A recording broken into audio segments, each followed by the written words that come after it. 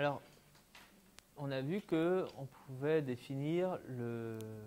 on pouvait caractériser la sortie du filtre soit à partir de la réponse impulsionnelle, soit à partir de la réponse fréquentielle. Donc, soit en disant que la sortie, c'est le produit de convolution entre l'entrée et la réponse impulsionnelle, soit en disant que le spectre de la sortie est égal au spectre de l'entrée fois la réponse fréquentielle du filtre. Mais dans les deux cas, donc on a besoin soit de connaître x de t, soit de connaître le spectre de x de t au sens de la transformée de Fourier, c'est-à-dire de calculer la transformée de Fourier de x de t. Or, pour les signaux aléatoires, comme ils sont aléatoires, justement, on ne dispose pas de x de t. Et on ne dispose pas non plus de sa transformée de Fourier. Tout ce qu'on connaît, c'est leur densité spectrale de puissance ou bien leur fonction d'autocorrélation. Quand on traite des signaux aléatoires, tout ce qu'on connaît, c'est ça, densité spectrale de puissance ou fonction d'autocorrélation.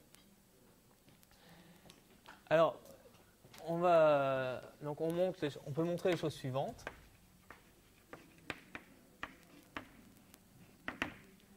La première chose, c'est que si l'entrée est stationnaire, et la sortie du filtre est aussi stationnaire. Donc si x de t est stationnaire, alors y de t est stationnaire.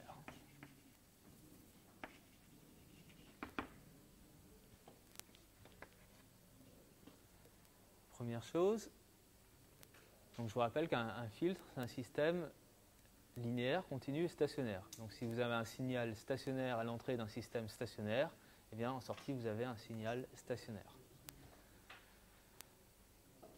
Et deuxième chose, la densité spectrale de puissance de Y, eh bien c'est le module de la réponse fréquentielle du filtre au carré fois la densité spectrale de puissance de X.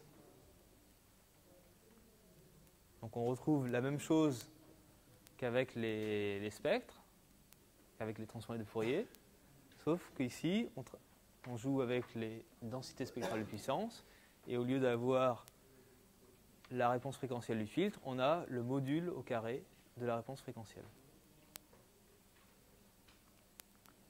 Alors, je ne fais pas la démonstration en détail, elle est sur votre feuille, elle est un peu longue, mais ce n'est pas très compliqué, vous pourrez la lire, où on montre d'une part que y de t est stationnaire, et d'autre part ce résultat.